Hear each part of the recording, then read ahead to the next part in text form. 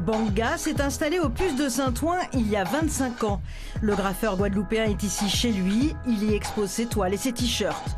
Le tag, Banga est tombé dedans à 14 ans, il participe alors à l'explosion de la culture hip-hop. Je suis venu au graphe grâce au hip-hop. À la base, j'étais danseur. Ça m'a donné la force d'être bien dans ma peau déjà et d'être libre. Banga est un bourreau de travail. Refusé aux Beaux-Arts, il gagnera dans les années 90 un concours, puis il enseignera pendant 2 ans l'art de la rue.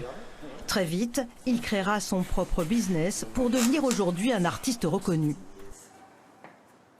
J'ai décidé très tôt de vivre de mon art. J'ai fait en sorte de travailler 3 fois plus que les autres graffeurs. Et aussi, j'avais pas trop le choix.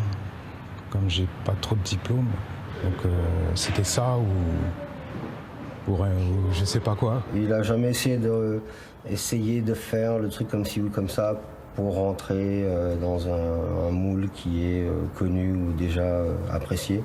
Il a fait son truc comme il le sentait.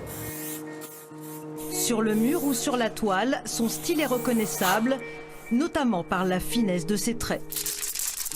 Banga est l'inventeur du jet aiguille qu'il maîtrise parfaitement.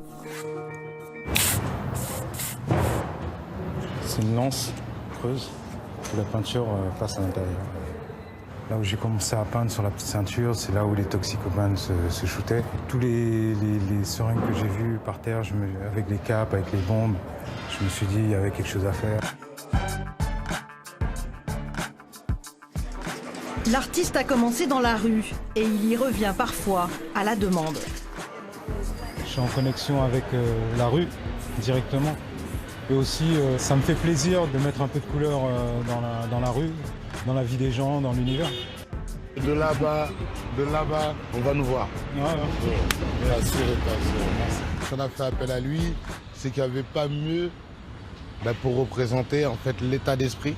Banga se fait aider par son élève Oumou, elle-même artiste, très attirée par le street art.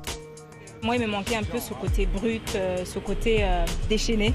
Et j'ai été vraiment surprise et imprégnée de son univers.